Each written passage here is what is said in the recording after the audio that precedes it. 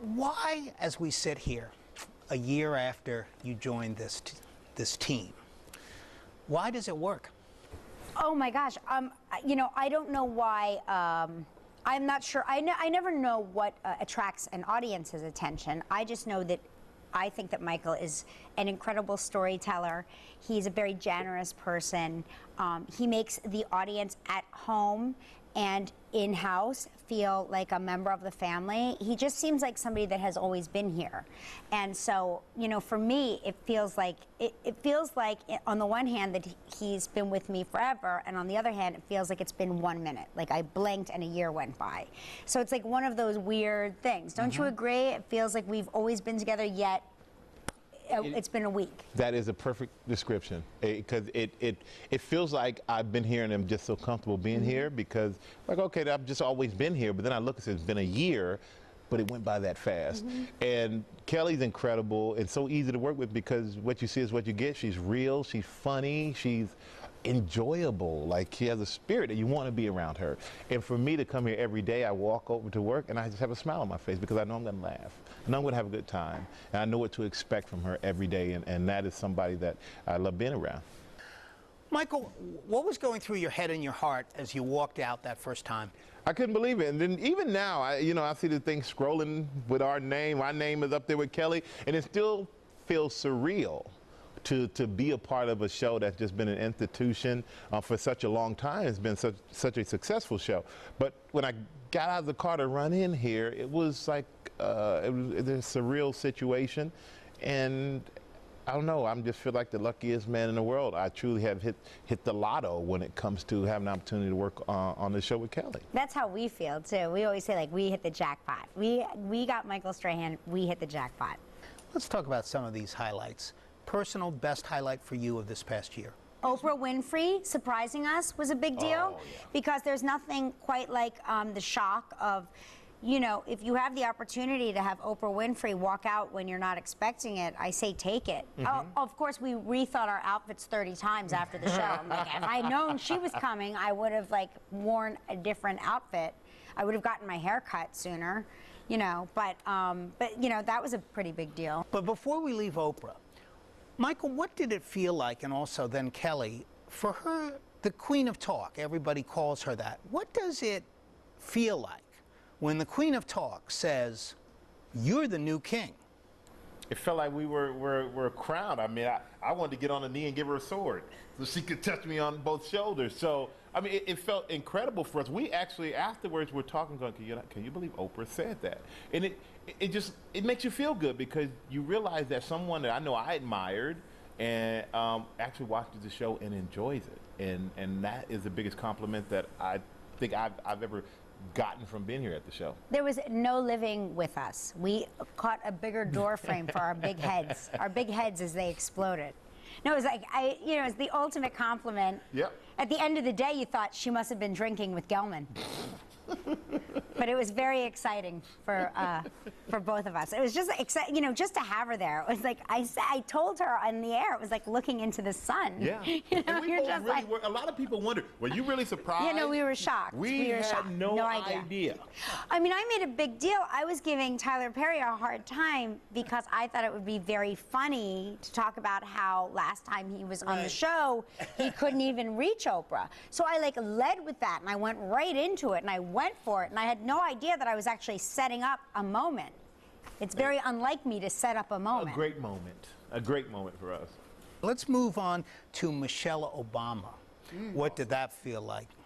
Michelle Obama has been a guest on our show numerous times, and she never disappoints. She is open and funny and honest, and she really, I think one of the reasons she's a great First Lady is she connects with the American people on both sides of the political parties, on all socioeconomic levels, from every religion. She's just a very connectable, relatable person who is, like, raising young daughters in the White House, which to me sounds like an insurmountable task and a nightmare. But she's doing it beautifully. And not only that, but doing all the causes and things that she believes in as well. So she's the epitome of you know, a working mom, if you want to say that, or just someone that You can tell loves and cares for her family, and also puts all that love and caring out there for the rest of us to see, for everybody else in our country. Cool under pressure, to use a cliche. That's what I always think about whenever I watch you on television. Was there ever a point, Michael, during this past year when you felt the pressure? The most intense moment for me is when they make me dress up like Oprah, or when I got to come out here in like leggings. Like, those are intense moments for me because I don't know how anybody's going to react. So I get a little nervous about that. But if I'm pressured from doing the show, I don't think I've ever really felt the pressure, which is great because, and it was a great job by everybody else around to make me just feel so welcome and to make sure that I was prepared. Because it's not just me or doing the show or everyone looks and goes, okay, he came on the show. It's everybody. Kelly's such a big part of it because from day one, it's like I'm coming here to hang out with one of my best friends, and we're just gonna have fun and laugh every day. And from the producers to Gelman to Art Moore to everybody, it's a family. So I felt welcome, didn't feel any pressure. And I actually at one point did look back and go, you know what? If you would have been bad and the show didn't work, you would have been known as the guy who killed that show. That's not a good thing you want. So I'm happy it worked out. Thank you, everybody, for watching. They would have blamed me anyway, I swear, I promise. I promise. I swear to you, you never would have been blamed. No, what's funny is, as you said, the pressure, I guess live TV has been known to be a very pressure cooker situation. How'd you help him? We don't have a pressure-like environment here. We have a familial environment. We are a family. We love each other. We support each other. That's the way it's always been here. Michael fit in with us because we knew that he would love us the way we loved him. We knew that because he had shown us that in the past, and the past however many times he hosted. We would get excited whenever he was coming back. We would say, "Daddy's home." I don't know why we would keep saying that. "Daddy's home, Daddy's home," and it was like you would get excited like kids when they see their father. That's how we would get excited when we saw Michael, and he just is one of these guys that rolls with it, and so. If it is a pressure-like situation, we never feel it from a performer standpoint. How important, and the ratings are up, the viewers are up, how important is Michael's seeming willingness to do anything? Witness this Halloween show. I think that our show, the live franchise as it is, has been known for its irreverence. That's what it is. So you cannot hire a person or work with a person unless they have a sense of irreverence in their performance.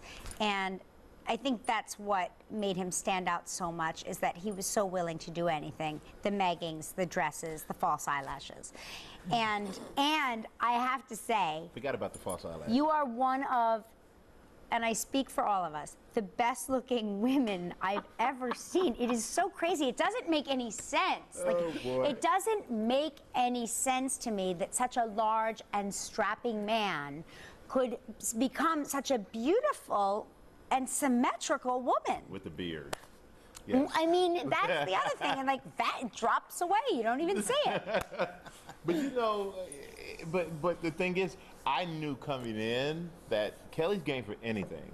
She will do anything. We have the cooking segment. She tries she's messing with the snakes and all stuff that, there are certain things, the snakes I can't mess with. But she's game for anything. So I realized when I came here, I'm going to have to sometimes put a lot of my fears aside to just go for it. But watching her go for it, how could you not? Because it's just, you know, I've been a fan of this show long before ever getting a chance to co-host it or ever come on as a guest before that. And I'm still a fan of the show, and mostly because of the person sitting next to me. So I wanted to come in and fit in with her and makes you willing to put a lot of things aside. Just go for it. That's exactly the way we rehearsed it. You owe me money. You owe me some money. Thank you.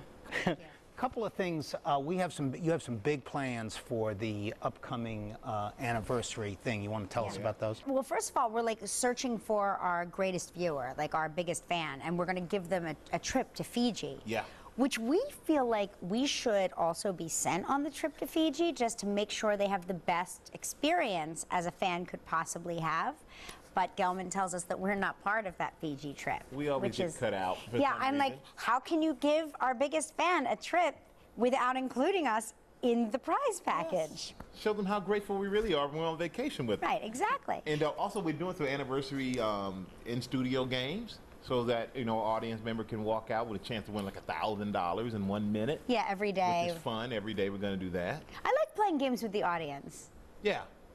Kind of like inviting them in. And it's great to see people who didn't expect to be on TV. Yeah, yeah. The natural reaction of getting your name called out and you're running down. We had a woman today, she's a flight attendant, and we're like, now we're going to get a free upgrade, right? Isn't that right? I love that. I have just one more. Did you hear about Katie Couric? Yes. Yes, today. Yeah.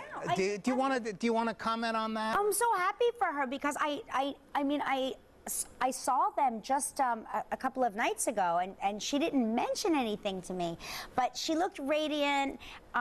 They are a lovely couple, and I'm very happy for her because she lost her husband at a time where she had young girls at home to raise, and it was a very tragic situation, and she's never missed a step in her life.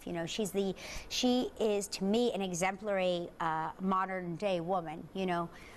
She really paves the way for working moms, and I'm such an admirer of her, so I couldn't be happier for her. And I had a chance, I saw them a few months ago, and great couple, fun people. And it's always good to see people who have fun together and seem to enjoy each other decide that they want to, do it for the rest of their lives. So congratulations to both of them.